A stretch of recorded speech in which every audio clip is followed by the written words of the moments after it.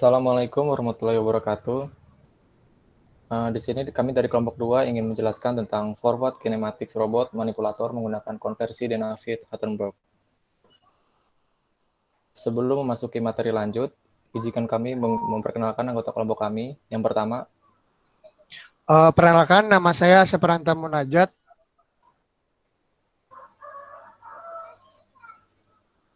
Oke, yang lalu kedua, aku sendiri dari Zakonda Faramdana. saya sendiri Dodi Christian Manalu. Kemudian saya Michael Cenwijaya. Selanjutnya saya Kirana Sekarayu. Untuk di materi ini kita mendapatkan 5 pokok inti. Yang pertama, desain robot manipulator. Yang kedua, prosedur konversi DH. Yang tiga, melengkapi tabel DH. Yang keempat, studi kasus perhitungan nilai join dan N efektor. Yang kelima, mengalihkan matriks homogen setiap join. Pengertian forward kinematik. Di pengertian ini terdapat 3 pengertian. Yang pertama, kinematika merupakan cabang fisika yang mempelajari perpindahan dari sebuah titik, objek, atau beberapa objek. Yang kedua, kinematika robot merupakan keilmuan yang mempelajari perpindahan bagian-bagian dari sebuah robot. Yang ketiga, kinematika juga dikenal dengan geometri perpindahan dalam keilmuan matematika. Bagian forward. Di sini terdapat 2 bagian forward. Yang pertama forward kinematics dan inverse kinematics. Perbedaannya, untuk forward kinematics yaitu sudut atau panjang pergerakan motor pada join. Dan untuk inverse kinematic yaitu posisi koordinat join terhadap base. Lanjut.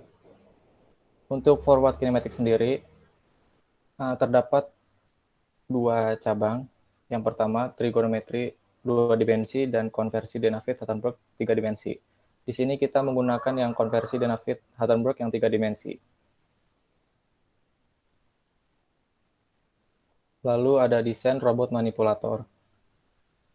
Untuk jenis joinnya sendiri, yaitu terdapat prismatik dan revolute. Untuk gambarnya bisa dilihat di monitor. Nah, untuk jenis joinnya sendiri yaitu untuk revolute dan prismatik untuk 2 dimensi, yaitu tidak terdapat sumbu Z-nya, maupun revolute ataupun prismatik. Dan untuk yang 3 dimensinya terdapat sumbu Z. Selanjutnya, perancangan robot manipulator.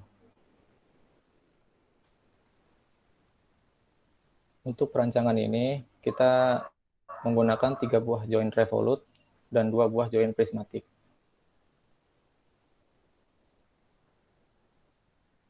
Selanjutnya, prosedur konversi Dynafit-Hartenberg DH yang akan dijelaskan oleh Mbak Kirana.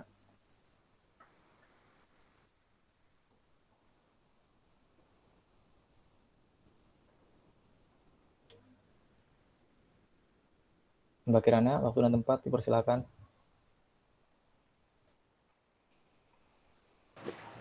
Selanjutnya saya akan menjelaskan tentang prosedur konversi Dynafit-Hartenberg atau yang bisa dibilang DH. Pengertian konversi DH merupakan prosedur sistematik yang untuk menentukan posisi koordinat dari sebuah N efektor terhadap base. 3 tahapan penting tersebut adalah yang pertama gambar sumbu, lalu tabel DH, lalu perkalian matriks. Begini rancangan robot manipulator yang akan kita lakukan. Dan inilah rancangan robot manipulator yang telah kita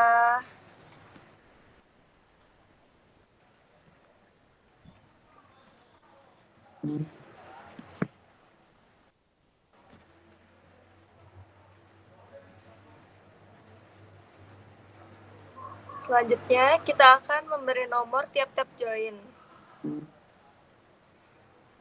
Dari join 0 hingga N, join 0 yang berasal dari base, lalu join 1, join 2, join 3, dan join 4.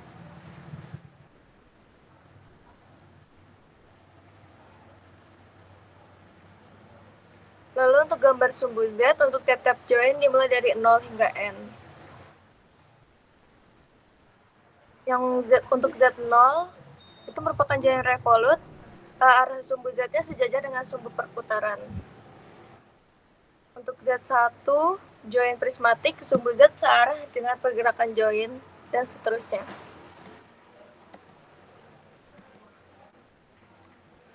Selanjutnya, gambar sumbu koordinat pada base X0, Y0, Z0 menurut aturan tangan kanan. Untuk jempol merupakan X, telunjuk Y, dan jari tengah Z.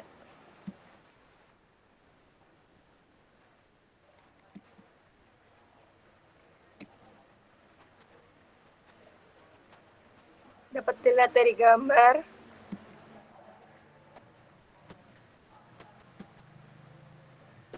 Selanjutnya akan dijelaskan oleh Asep.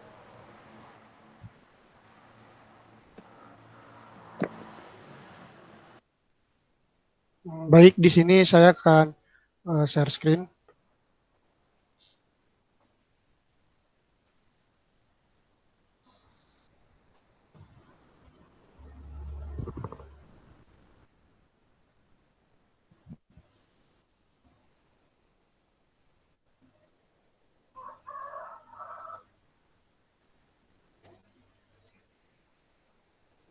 Baik, untuk lanjutan yang tadi,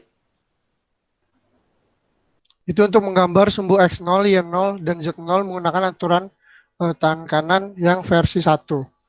Nah, kita samakan Z-nya itu dengan sumbu base-nya. Itu mengarah ke atas, otomatis X-nya itu dia akan keluar ke arah kita, sehingga akan menghasilkan X0-nya keluar dan Y0-nya ke arah kanan. Nah, selanjutnya kita menentukan titik potong, titik O. Nah, kita mulai dari titik O0. O0 pasti ada di antara perpotongan ketiga sudut di base. Nah, sudut O1 itu diambil dari perpotongan antara sumbu Z1 dengan sumbu Z0. Jadi karena sumbunya sejajar, dia berada di perpotongan antara sumbu itu. Nah, sekarang titik O2. O2 itu diambil dari perpotongan antara sumbu Z2 sama sumbu Z1 karena dia tegak lurus. Nah, O3 pun sama, dia karena sejajar dengan sumbu Z2 maka diambil nilai titik O3 seperti gambar di sini. Nah, selanjutnya O4 juga nilainya sejajar diambil dari perpotongan Z4 dengan Z3. Jadi ada di sini. Nah, setelah menentukan titik O, kita sekarang menggambar sumbu X dari masing-masing join yang ada. Jadi yang pertama kita pakai untuk join yang ini. Nah, karena karena sumbu Z1 dengan Z0-nya sejajar, maka aturannya samakan dengan sebelumnya. Ya udah, berarti X-nya sama dengan base. Nah, selanjutnya untuk join yang ini, nah, arah garis normal berarti Z1 sama Z2-nya itu tegak lurus. Berarti arah garis normal itu sama kayak menggunakan aturan tangan kanan, atau X-nya itu bisa kita tentukan dari keluar atau ke dalam. Nah, sekarang kita tentukan itu keluar.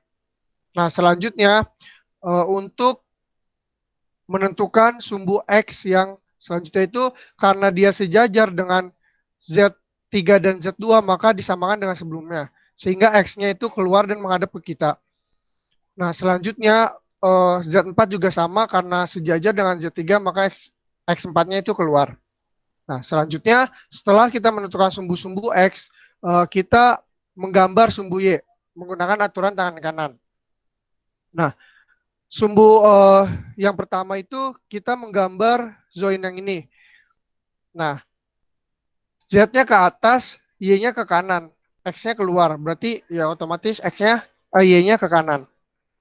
Selanjutnya, untuk join yang ini, Z-nya kan ke arah kanan, terus X-nya keluar dan Y-nya pasti ke bawah.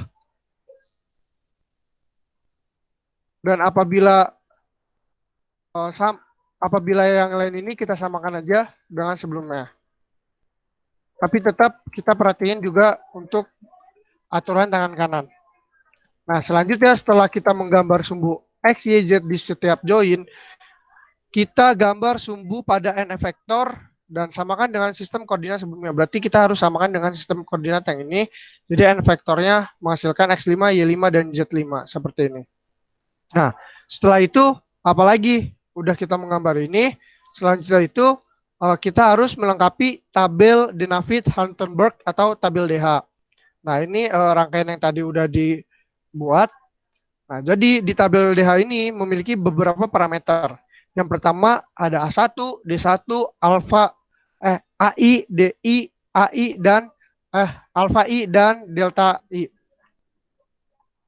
Theta I, maaf. Nah, jadi yang pertama AI itu jarak sepanjang, mungkin langsung saja nanti akan dijelaskan AI, DI, terus alfa I dan theta I. Nah, sekarang kita lengkapi tabel ini ya. Sekarang mencari AI dulu. Nah, AI itu jarak sepanjang sumbu XI dari perpotongan XI dan Z sebelumnya dengan titik O sekarang. Nah, kita menentukan A1. Nah, A1 ini dari join base sampai ke join 1.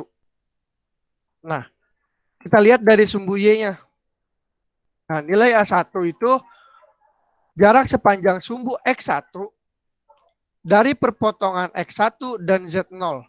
Berarti dari perpotongan X1 dan Z0. Berarti kan nggak ada ya perpotongannya. Sehingga menghasilkan nilai A1 sama dengan 0. Selanjutnya itu A2. Nah, A2 itu join 1 dengan join 2. Nah, jarak sepanjang sumbu X2 dari perpotongan X2 dan Z1 dengan titik O2. Nah, ini sumbu dari Z2. Terus ini dari Z1, ini X2-nya ya. Perpotongan antara X2 dengan Z1 jaraknya ya. Berarti nggak ada kan 0. Sehingga A2 sama dengan 0. Nah, kemudian untuk join kedua dan join ketiga. Nah, di sini ada perbedaan untuk A3. Nah, A3 ini jarak sepanjang sumbu X3 dari perpotongan X3 dan Z2.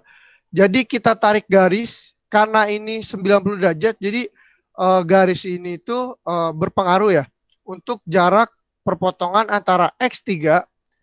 Nah, ini untuk X3-nya dulu ya. Jadi sumbu ini kita gambarkan. Terus ini Z-nya keluar.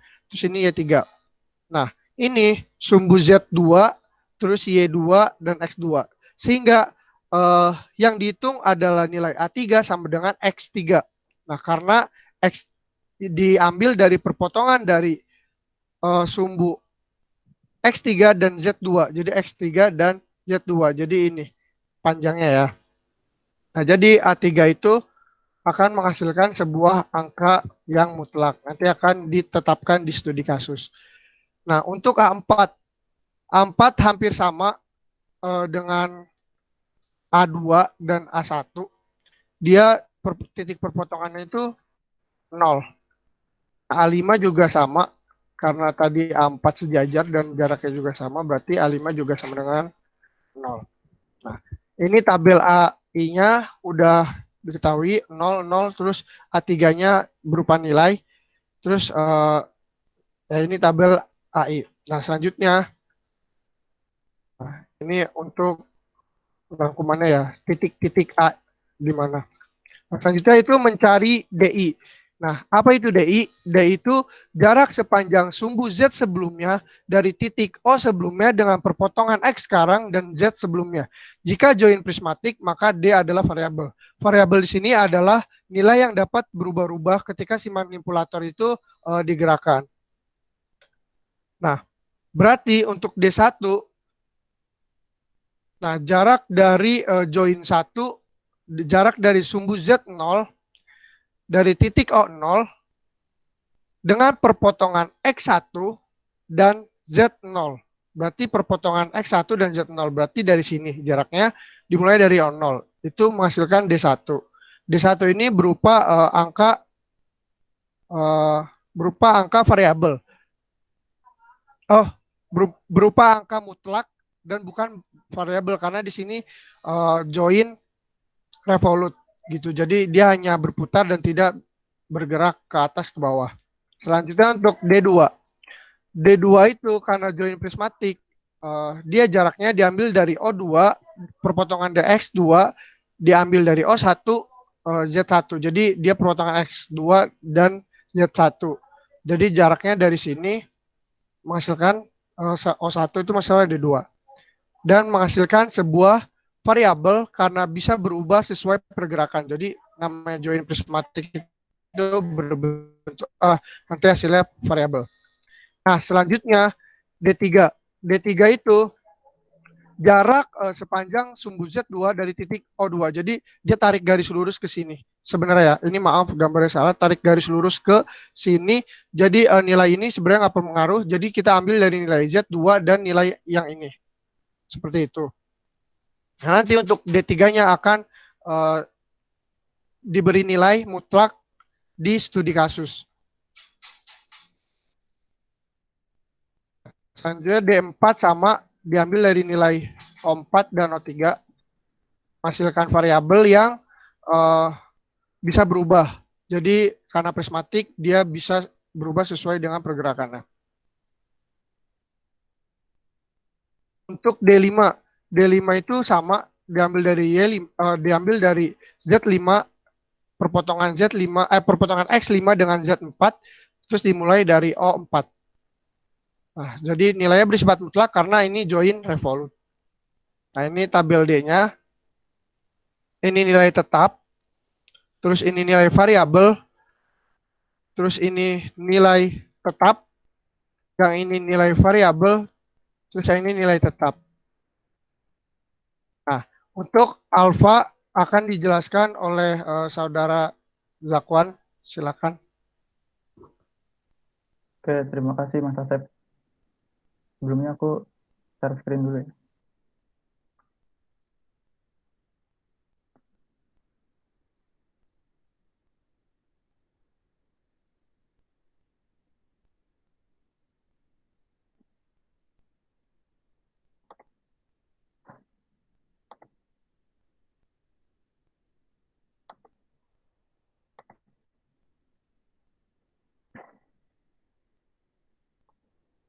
Oke, mudah-mudahan udah terlihat ya. Oke, selanjutnya setelah didapatkan hasil dari panjang A dan juga D dari masing-masing link, berikutnya akan mencari besar sudut dari alfa masing-masing link.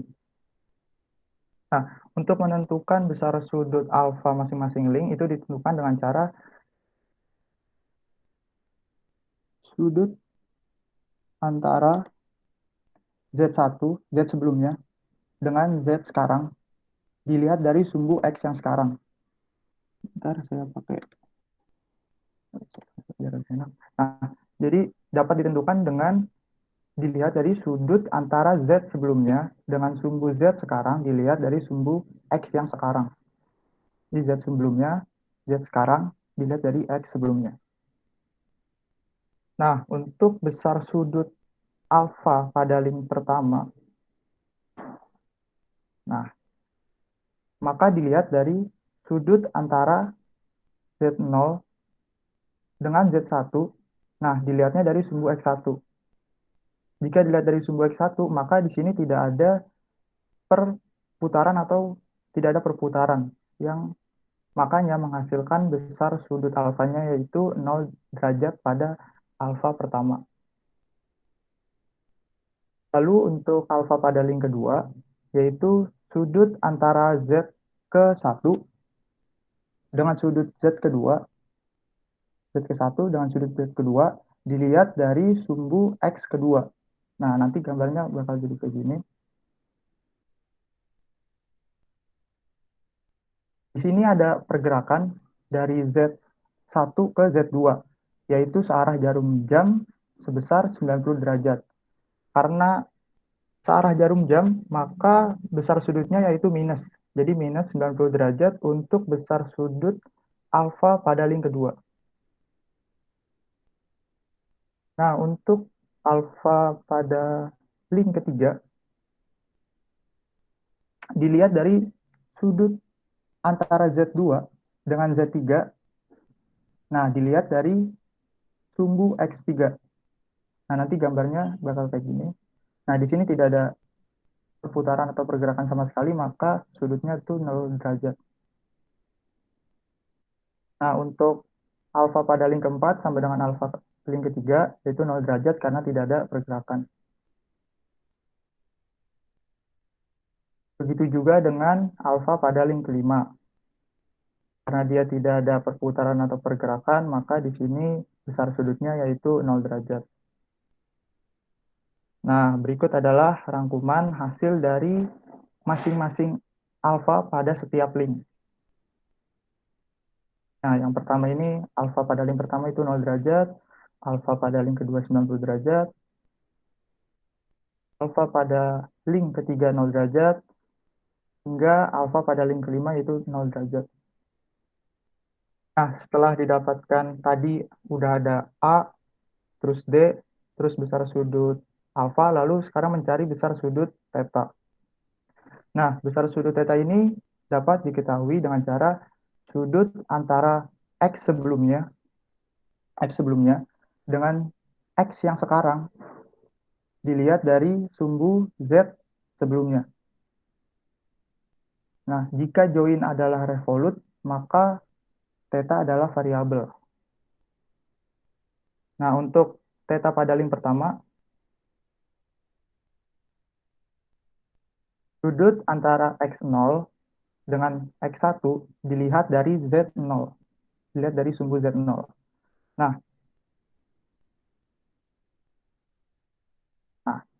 karena join adalah revolut, maka theta adalah variabel. Dan juga karena ini melakukan perputaran, jadi hasilnya tidak nol melainkan variabel. Nah, untuk theta pada link kedua, berbeda dengan theta pada link pertama, karena dia tidak ada perputaran. Nah, karena bisa dilihat ya pada sudut antara X1 dengan X2, terus dilihat dari sumbu Z1. Nah, ini kan join, ini kan adalah prismatik ya. Nah, jadi theta 2-nya ini adalah tidak ada perputaran, makanya 0 derajat.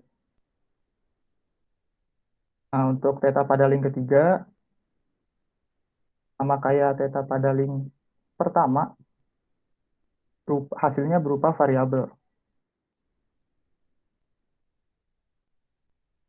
Nah, lalu untuk theta keempat, tidak ada perubahan sudut, makanya hasil dari theta 4 ini adalah 0 derajat. Nah, begitu juga dengan theta kelima. Sama dengan theta keempat dan juga theta kedua. Hasilnya 0 derajat. Maaf, kalau theta kelima ini ada pergerakan ya ternyata. Nah, di sini bisa dilihat ya, sudut antara X4, terus dengan sudut X5, dengan sumbu Z ke-4. Nah, joinnya ini berputar deh. Tetanya variabel dari theta ke link kelima. Nah, ini untuk rangkumannya. Mulai dari link pertama sampai dengan link kelima. Nah, untuk theta link pertama itu variabel, terus prismatiknya itu 0 pada link kedua, terus pada link ketiga itu variabel, pada link keempat itu 0, pada link kelima itu variabel. Nah, jika dirangkum hasil dari seluruhnya yaitu panjang A, panjang D, lalu besar sudut alfa dan juga besar sudut theta dari masing-masing link, maka tabel parameter DH-nya akan didapatkan seperti ini. Oke, langsung. Nah, langkah selanjutnya yaitu mengalihkan matriks homogeneous setiap join. Nah, tadi kan sudah didapatkan hasil dari tabel parameter DH masing-masing link. Nah, selanjutnya tinggal dimasukkan ke matriks homogeneous yang sudah tersedia rumusnya. Nah, sebagai contoh, cara memasukkannya ialah misal kita ambil link pertama. dicocokkan dengan kolom kedua baris 1. Di sini kan min S theta I dikali C alpha I. Nah, di sini min S theta I kita ambil contohnya pada link 1 ya. S theta I yaitu theta 1. Berarti min sin theta 1 dikali C alpha 1. Nah, C alpha 1-nya berapa? C alpha 1-nya itu 0. Nah, dikali tuh min S theta I dikali C 0 derajat. Min C 0 derajat. Min C 0 derajat itu berarti 1. Nah, maka hasil dari kolom 2 baris 1 adalah min S theta 1.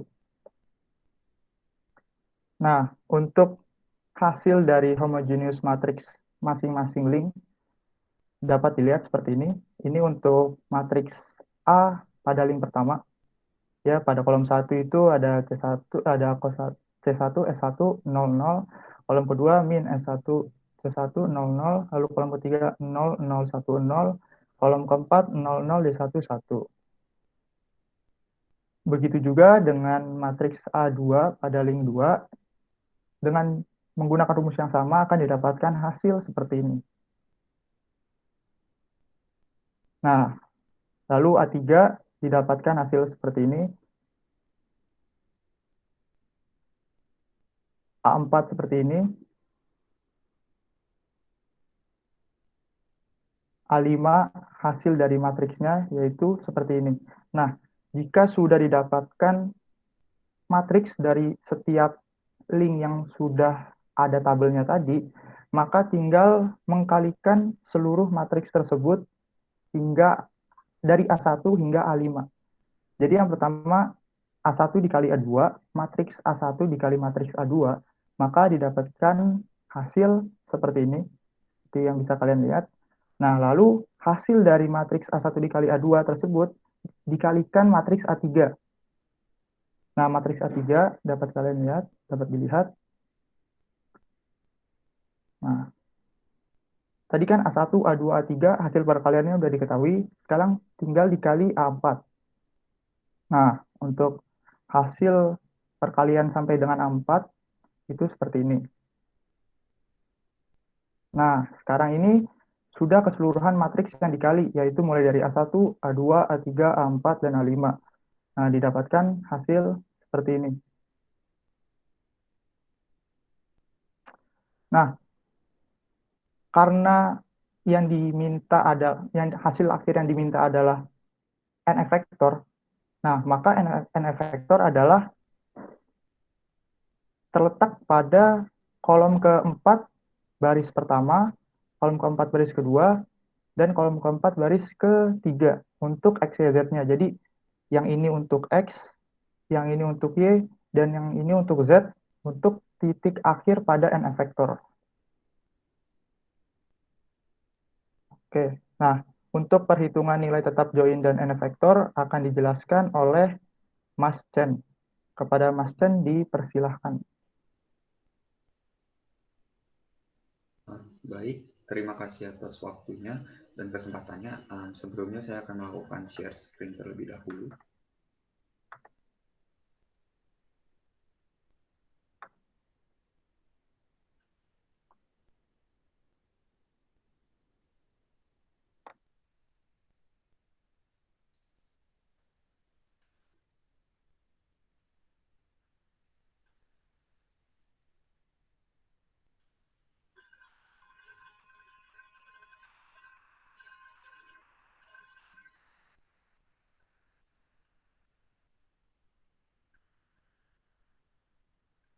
Baik, semoga sudah tersiarkan. Di sini saya akan menjelaskan tentang perhitungan nilai tetap join dan n efektor.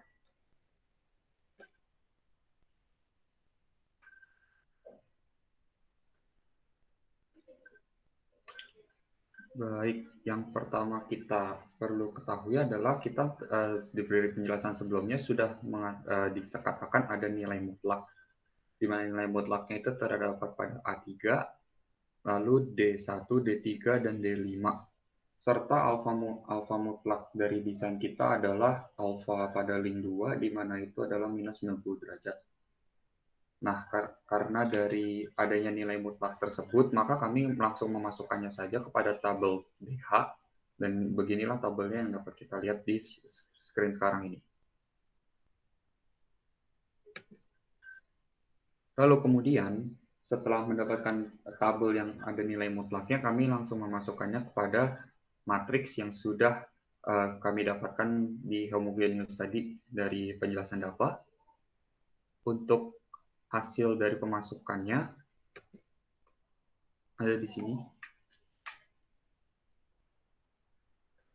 Di sini kita dapat melihat ada nilai 20 yang terutama nilai D yang tinggal kita masukkan saja, dan juga nilai A3 sendiri yang tinggal kita masukkan.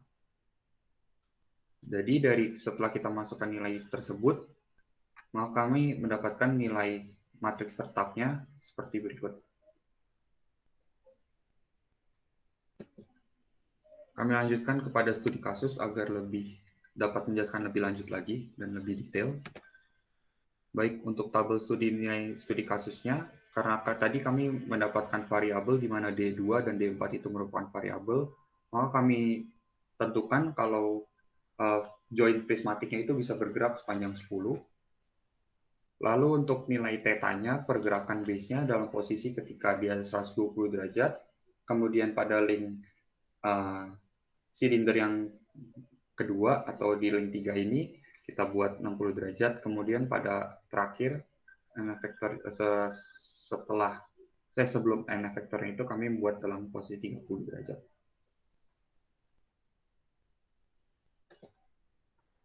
Nah, yang kita perlu ingat ini saat kita menentukan gitu ya, mencari nilai n efektornya adalah dari persamaan nilai tetap matriks tadi yang sudah kami tetapkan sebelum studi kasus ini. Ingat kalau pada baris 1 pada kolom 4 ini kita bakal mendapatkan nilai x, y, z, di mana ya kolom 4 baris 1 ini merupakan nilai x, kolom 4 baris 2 nilai y, dan kolom 4 baris 3 merupakan nilai z. Untuk 0001 di paling bawah ini adalah dari teori homogeneous matrix, supaya matriksnya itu menjadi sama, dan karena kita memakai dimensi 3. Baik, ini adalah penjabaran dari istilahnya penjabaran yang diketahui. Tabel studi kasus dapat kita lihat langsung di sini, dan kita cuma tinggal memasukkan saja nilainya.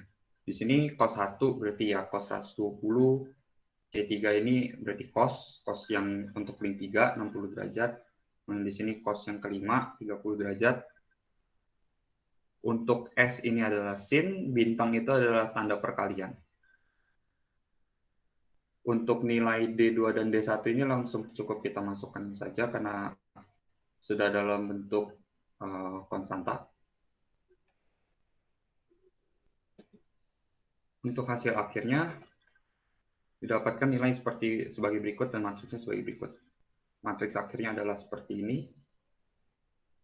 Dari matriks akhir ini kita dapat menyimpulkan bahwa untuk nilai X-nya adalah min 32,141, Y-nya adalah min 18,226, dan kemudian nilai Z-nya adalah 33,6. Nah, ketiga nilai X, Y, Z ini berdasarkan koordinat di awal yang tadi sudah dijelaskan oleh Mas Asep. Baik, sekian dari presentasi kami. Untuk kesempatannya saya berikan kepada Mas Dodi sebagai moderator dari presentasi ini.